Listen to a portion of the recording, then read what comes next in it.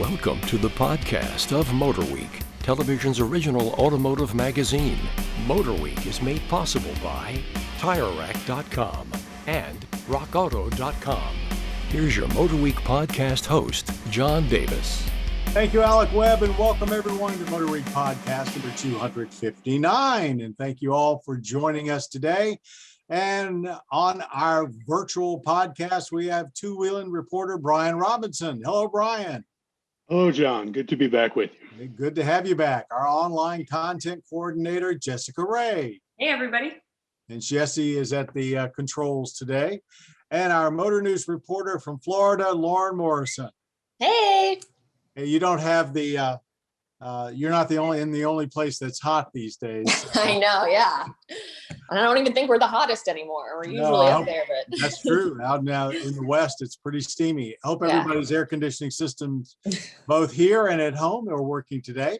We've got a lot to talk about. We've got three vehicles we're going to run through, but I'm going to lead things off with really the return of the first marquee, shall we say, National Auto Show, the 2021 Chicago Auto Show that just kicked off for an abbreviated run during July in Chicago, of course.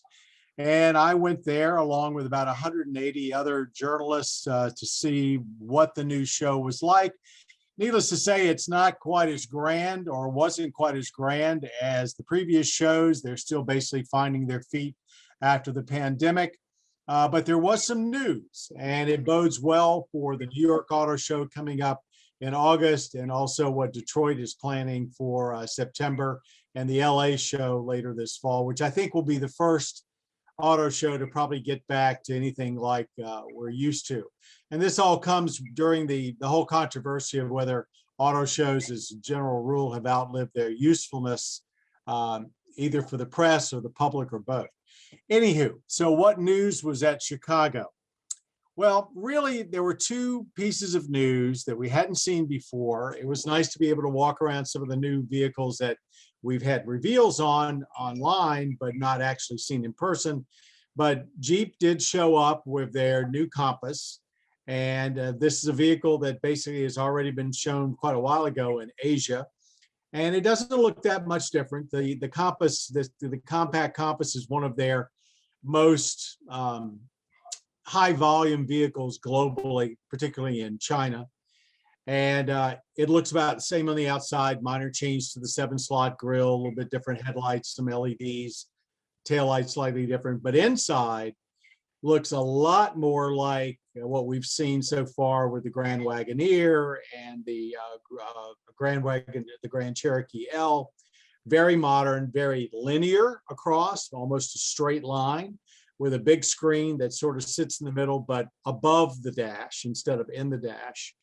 And very modern looking. And they've loaded it up with a lot more high-tech safety features and infotainment, including wireless charging.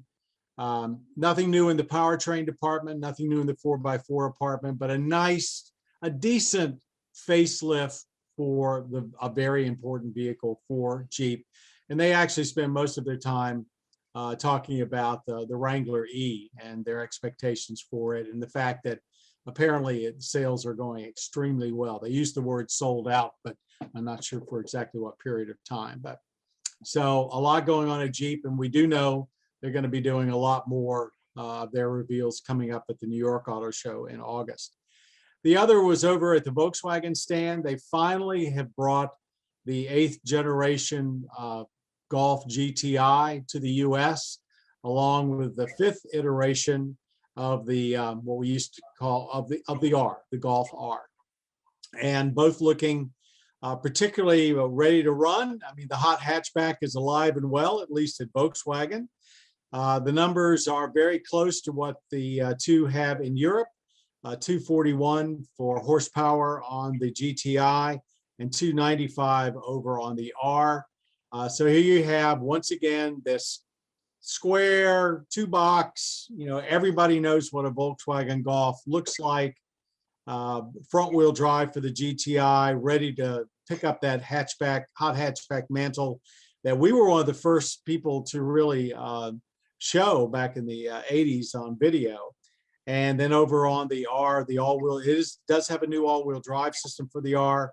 Both vehicles now have torque vectoring, the GTI for the front axle, obviously, and the R for the rear axle. Automatic and manual and 6-speed manual and 7-speed DCT for the GTI, a 6-speed manual only for the R. And both will go on sale this fall as 2022 models. And that really, besides the deep dish pizza that they serve for breakfast, pretty much wrapped up the news from Chicago. It was nice to be back there. And to a person, we all said it was great to be in Chicago when we didn't have to worry about freezing to death. 2 questions, if I may, Mr. Davis. Yes, sir, if I can answer them. All right. The Nissan Z that was there, that was still the prototype. And how does it look in person? And B, what do you think about Volkswagen's decision not to bring the base Golfs in, to only do GTI and Golf R?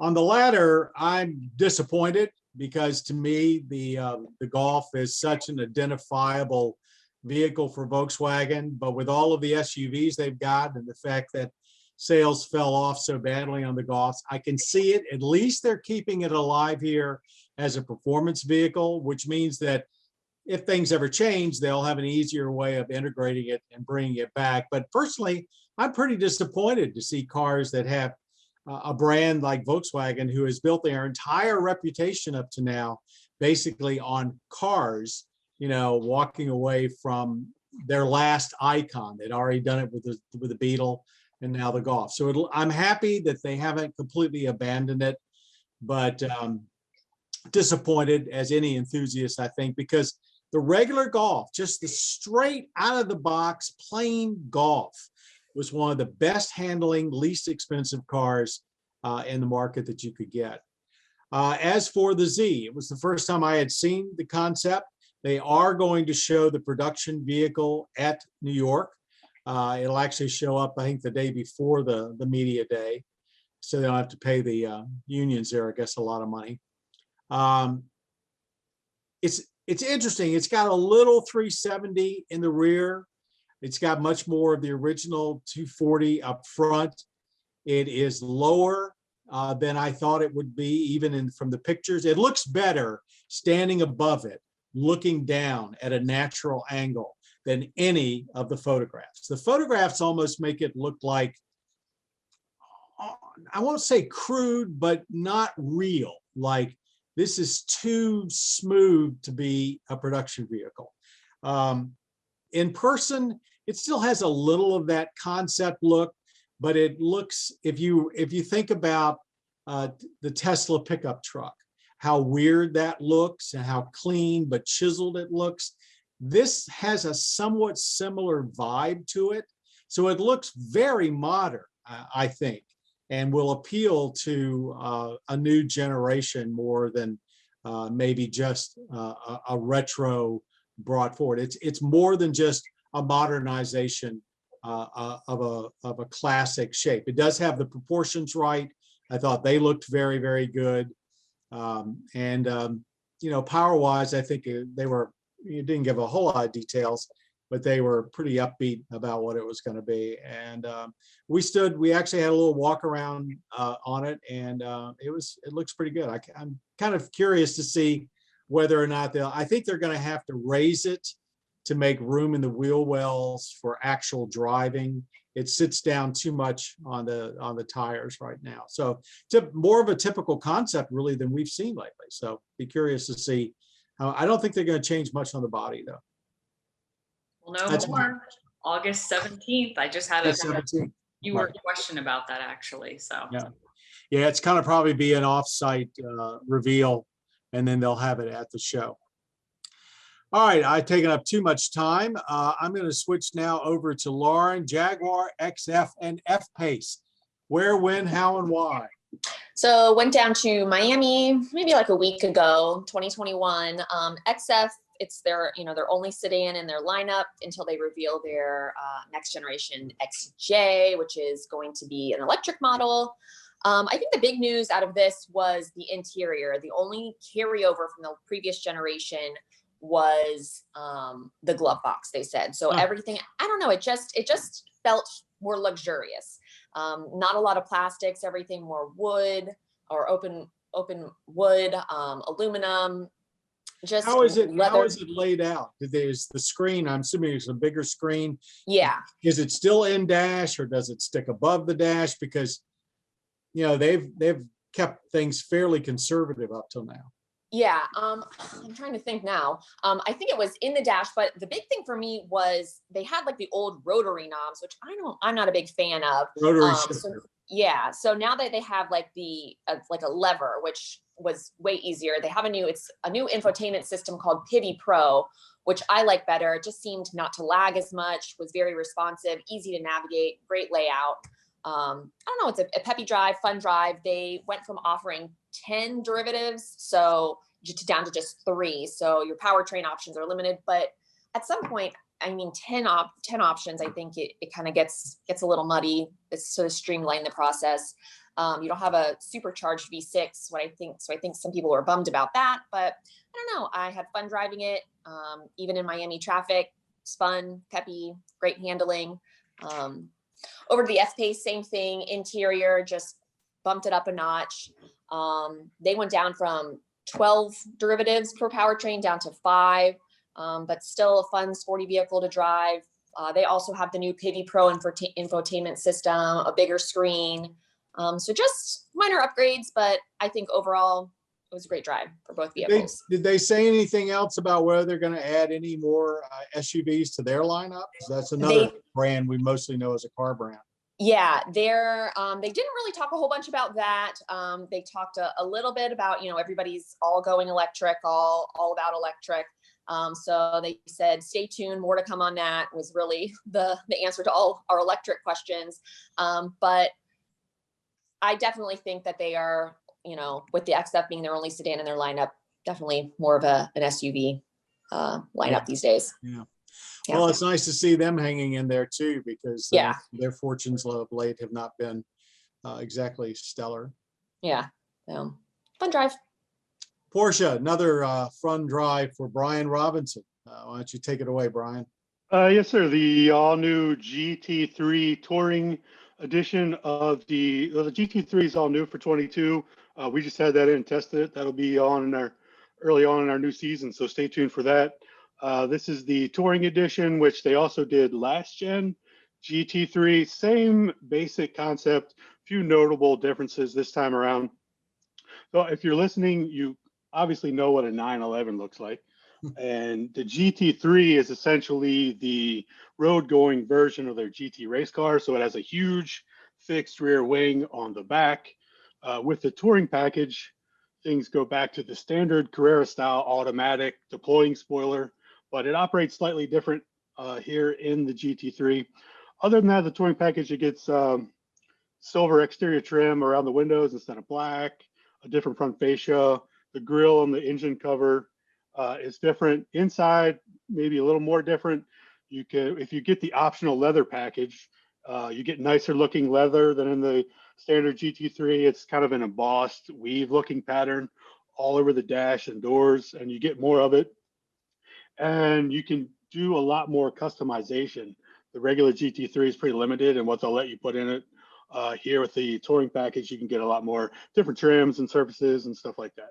What hasn't changed is actually the best news. Everything underneath is the same. So you get the full 502 horsepower, 4-liter naturally aspirated engine from basically a slight revision from what debuted in the 911 Speedster a couple years ago. And you get the full GT spec, adjustable suspension.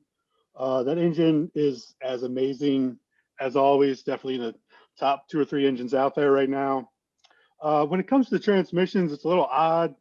The GT3 and the standard GT3, the PDK is standard. The manual is a no-cost option. Here with the Touring package, it's the manual that's standard with the PDK optional. Never really got a good reasoning behind that. And it's the GT shop, race shop's 6-speed manual and 7-speed PDK, not the regular Carrera's 7-speed manual and 8-speed automatic. Beyond that, I mean, it's phenomenal car to drive. I mean, these events are a lot different now. And so basically I had a full day with the car in Southern California all to myself. So Tough duty. I know I just headed for the canyons and just, roads I'm familiar with, just enjoying the car and then finding new roads that I've never been on before. I mean, it's a glorious car to drive. You really, really have to drive it. So Porsche keeps slicing the onion, or the whatever you slice. So this is kind of like a gentrified GT3, right? I mean, it's for the person who's obviously got a lot of money and would love to have a GT3, but doesn't really want to come down to wants to keep their comfort level up. Is that right?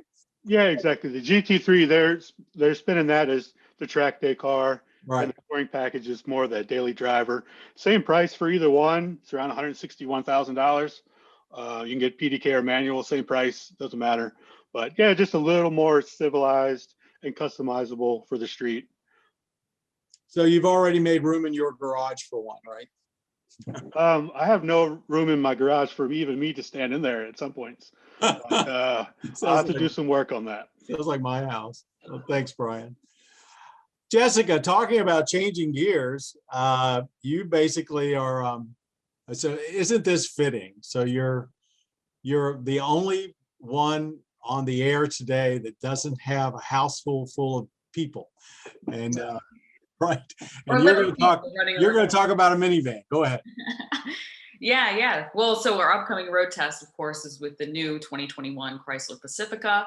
Obviously big news. I mean, we've had a lot of vans in recently because there's been a lot of updates going on. And the new Kia and so forth. Yeah, well, we will have the new Kia in, the Toyota Sienna and the Honda Odyssey. We've all tested those within the past about year. So exterior wise of the Pacifica, not a ton has changed. Certainly is more definitely of a refresh than anything. So it looks very similar, but of course, like the tail lights are much more sleeker as they go all the way across the rear, and it looks really nice. Still very much a van, of course. But if you're buying a minivan, you're not buying it because it looks good. So engine options, many people will be happy. It keeps the 3.6 liter V6, has 287 horsepower. Of course, with that, you don't get such good gas mileage as if you say went with the hybrid Sienna.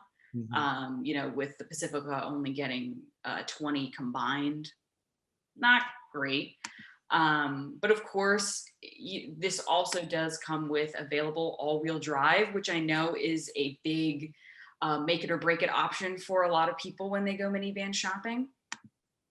The interior doesn't change a ton, but the Pinnacle that we had was pretty luxurious. And this is their new trim. This is their effort to do, to go overboard luxury wise, I guess. They've always been nice because of the Chrysler brand, but this is a new level, a new stretch.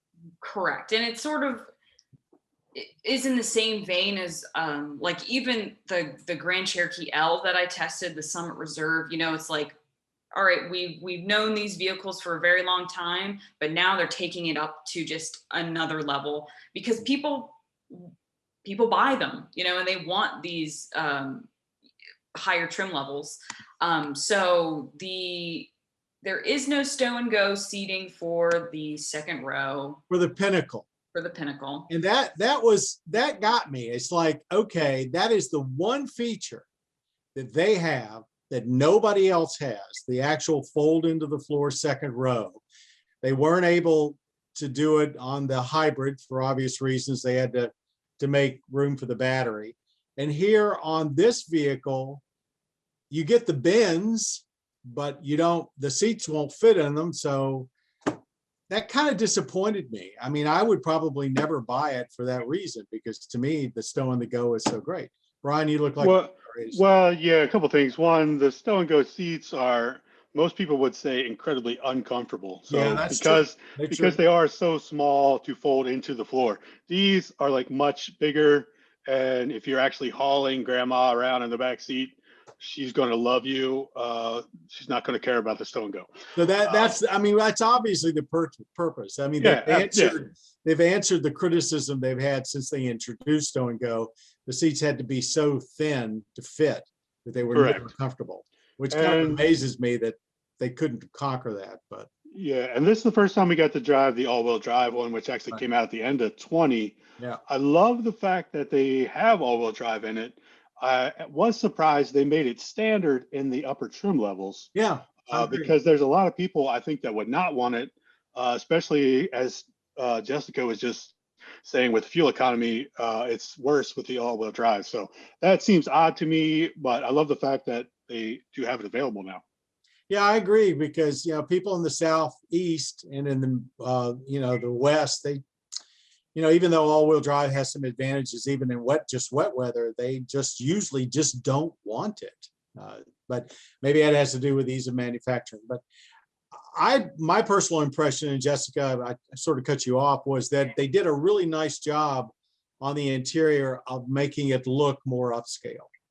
Yeah, absolutely. I agree. And, when I traveled to go to the, Grand Cherokee event that they had in Detroit, they were bussing us around in Pacificas. So I got to do what a lot of times we don't get to do, and right in the back passenger.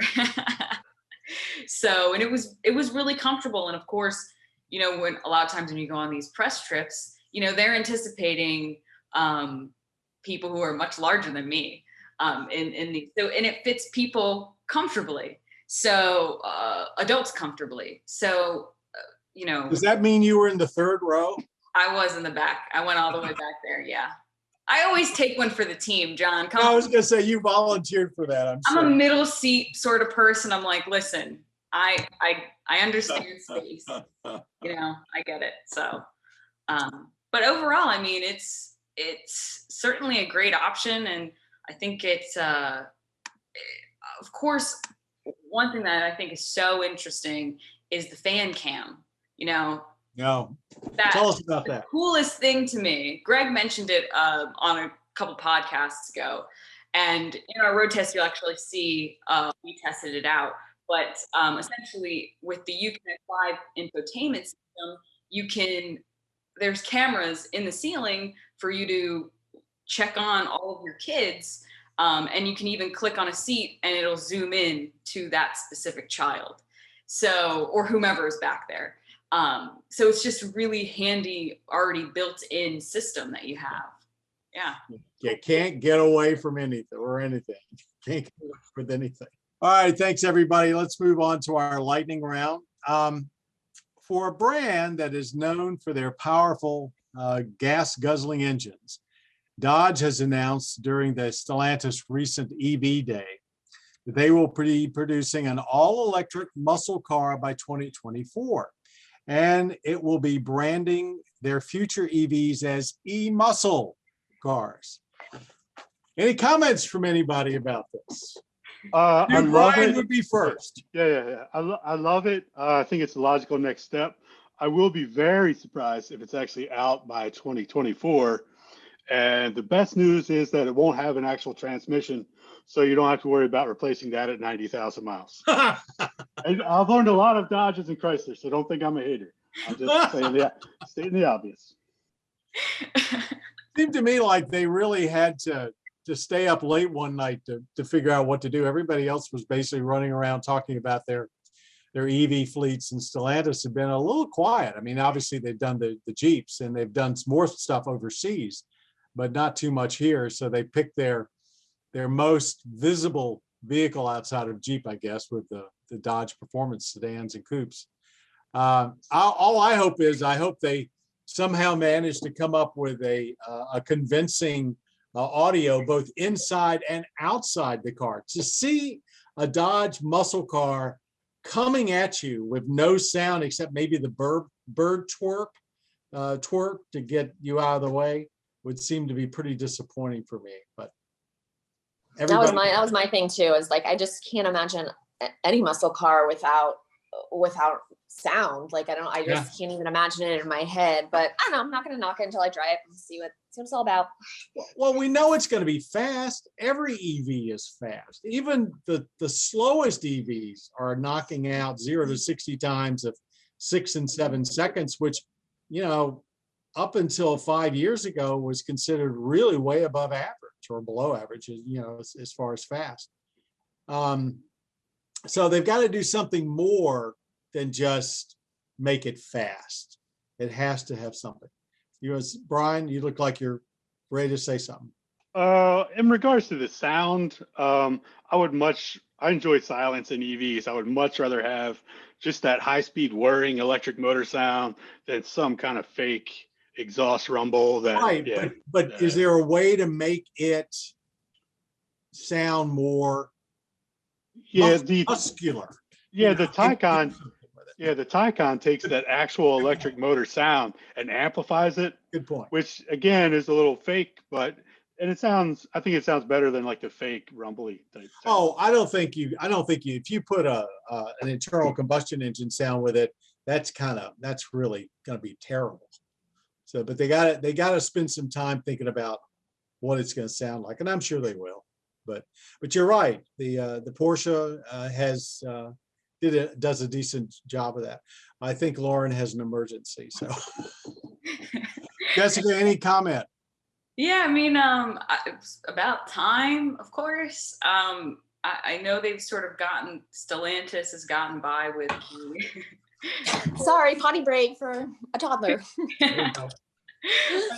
But Stellantis has gotten by, you know, like right now they're focusing a lot on the 4xe, which I think, you know, and we'll certainly be testing quite a few within the next like 6 months. And we've gotten our first taste with the Wrangler 4xe.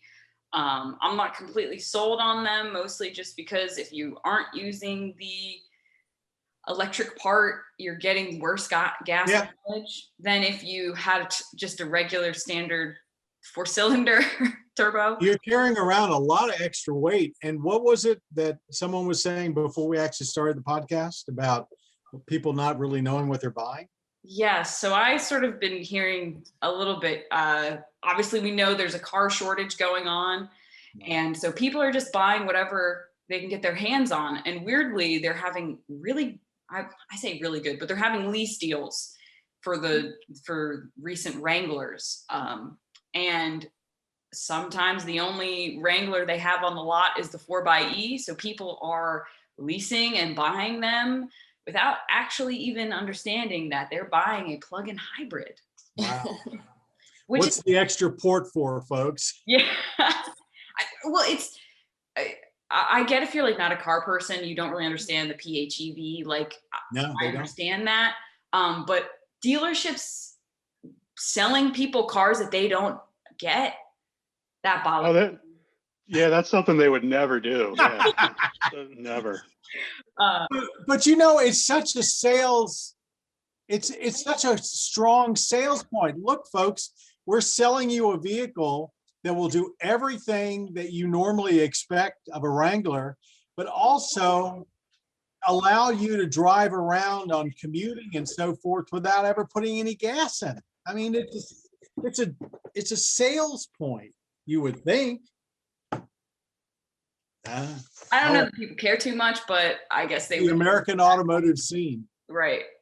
Anyway, but obviously it's about time Dodge, you know, has plans for an EV muscle car. Yeah.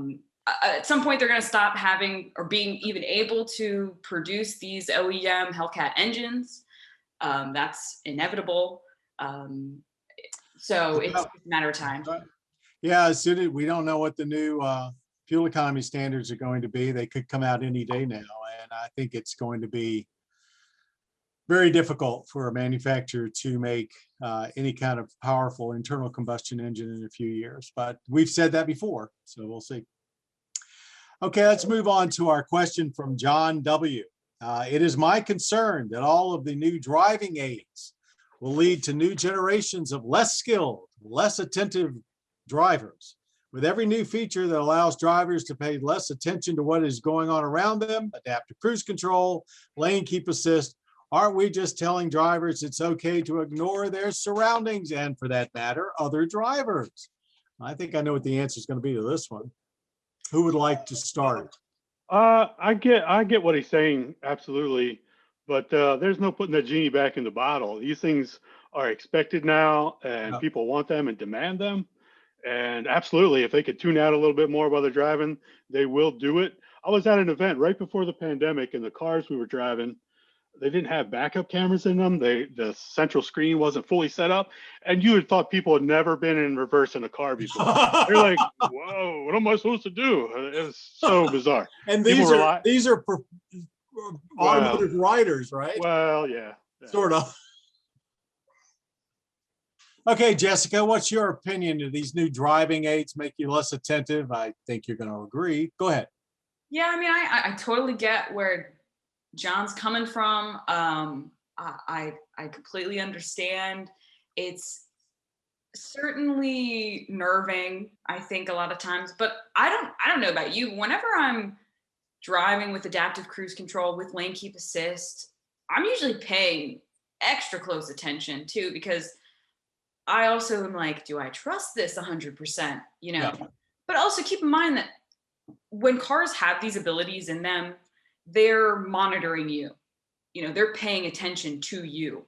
So if you don't have your hands on the wheel, it's going to tell you, put your hands back on the wheel. If it's noticing that your eyes are not facing forward, most of these new cars will tell you, hey, looks like you're not paying attention. You need to be paying more attention. Or they have sound alerts. They have, if your hands are on the steering wheel, you'll get a vibration on the steering wheel. I will say even when you're not using these systems, we have a long-term Acura TLX, and that'll tell you, even if I like to drive with like my hand on top of the steering wheel, and that blocks sensors a lot of the time. And it'll tell you, and it'll tell you, hey, seems like you're getting a little drowsy, or you're not paying close attention.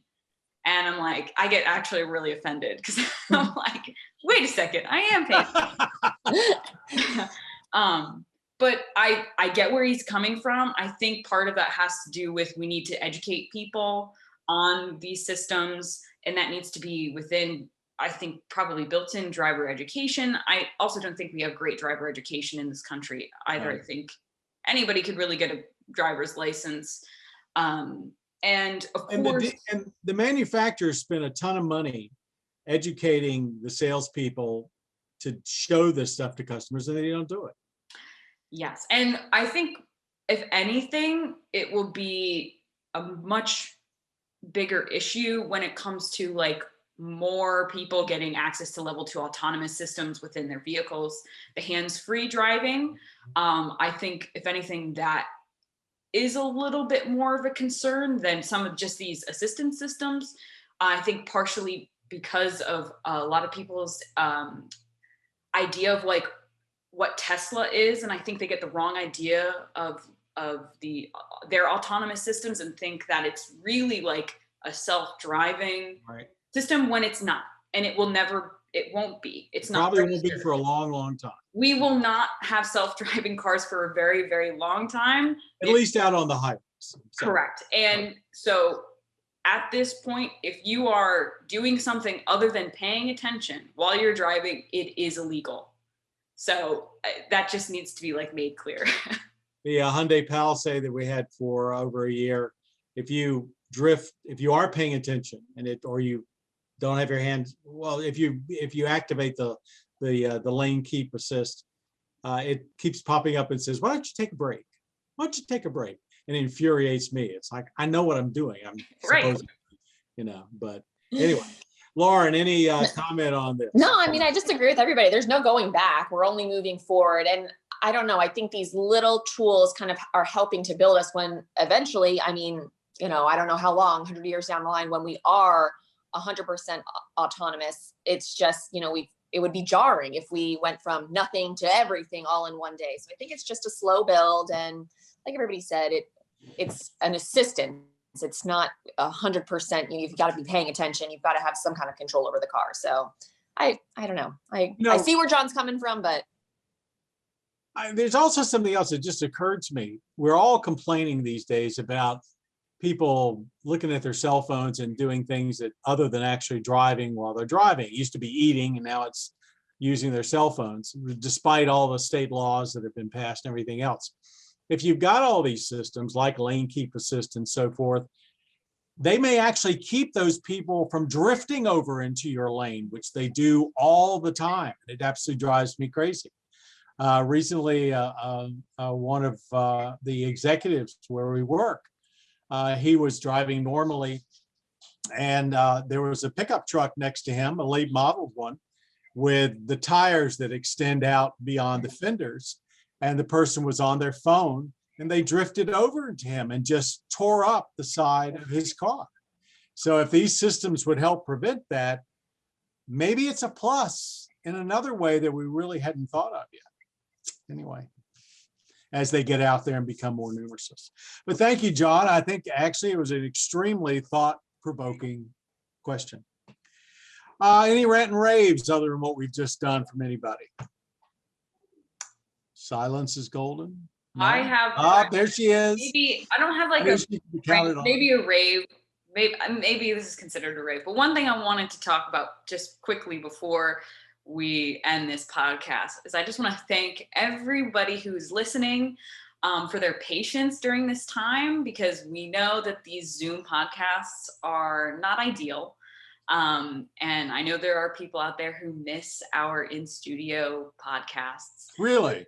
Yes. Okay. Oh, absolutely, John. John, I read everything. I know you do. You are our depositor of all comments.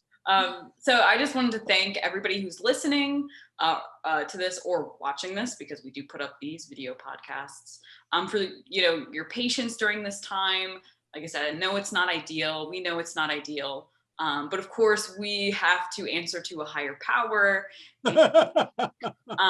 For quite a bit of time, we were not allowed to be together. Yeah. And not even 6 feet. Right. And of course, a lot of people don't know this, but there's quite a bit of construction going on at MotorWeek HQ right now in our studios. We're getting the original MotorWeek studio, I should say, because that's where the first 9 seasons, yep, I want to say, were shot. Like John's in the studio is getting a huge revamp, a lot of construction going on. So just not ideal, but we should be back to sort of studio-esque podcasts sometime in the fall. Don't know yet. Probably not before the end of October. We don't know, really. We don't know. Right now, the building, MotorWeek is produced by Maryland Public Television, and it's the biggest revamp in the building that's happened since the building was built over 50 years ago. So it's so noisy. Sound studios, you can't really use them very much. So, and we've all gotten very used to doing this at home too, which is another factor. Really. Well, I can hear the groans the first time everybody has to go into work to do a podcast in the studio. So. And we'll still have to be able to wire ourselves up so people like Lauren can participate from Florida. I know. Hopefully I can wrangle up these hellions. Sorry about that, guys. Everybody listening, watching, little sideshow for you. It was great having everybody. And thanks very much, Lauren, for joining us. Thanks, Jessica. Thanks, Brian. Thanks, everybody out there for listening. And we hope in some cases even watching our podcast today. Remember, MotorWeek is available on just about all public television stations around the country. If you're curious as to where you can see us when we first put out the new episodes, go to motorweek.org. Up in the corner, there's a tab you pull down about the show, and you can put in your zip code, and it'll give you the station and the time in your local area. You obviously also can see full episodes of the show at pbs.org/MotorWeek. At our website, motorweek.org, and all of our segments and some of our shows, actually still including our anniversary show, are up on our youtube.com/MotorWeek website, where last time I checked, about upwards of 3 million of you are checking in on us every month. And then, of course, you can also hop over to our cable partner at Motor Trend, who on Tuesday nights every week airs a new MotorWeek. So with that said, thanks all for joining us, and thank you for being a part of of MotorWeek. You've been listening to the podcast of MotorWeek, television's original automotive magazine. MotorWeek is made possible by TireRack.com and RockAuto.com. For additional information on podcasts, videos, and showtimes, visit our website at motorweek.org. And watch MotorWeek, television's longest-running automotive magazine series each week on your local PBS station.